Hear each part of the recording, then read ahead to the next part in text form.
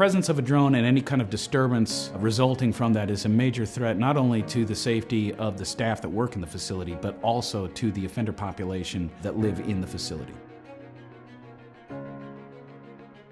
Up until very recently, we were only aware of drones in our airspace when we looked up and saw a drone in the airspace, which is actually not very easy to do. Since we've installed the Dedrone software and hardware protection suite, we now have an alert that gets generated anytime a drone enters the airspace within about a mile surrounding our facilities. The installation probably took 20 minutes apiece. I mean, it was really, really easy. Once we got on site, we just plugged it in. The setup of those sensors has given us hard numbers on which facilities are experiencing drone traffic, at what frequency. Also gives us a really, really important piece, which is time of day. Stuff that's flying after dark is particularly concerning to us because hobbyists aren't allowed to operate drones after dark.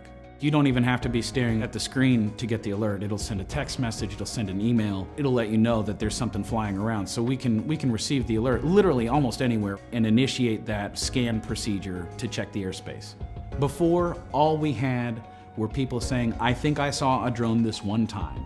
Now I've got hard data every month that says drones operated within 1 mile of 5 different facilities a certain number of times at certain times of day for certain durations. And those are really, really concrete numbers that we can use to evaluate the potential threat moving forward. So now we know where we need to spend our money and we can do it a lot smarter.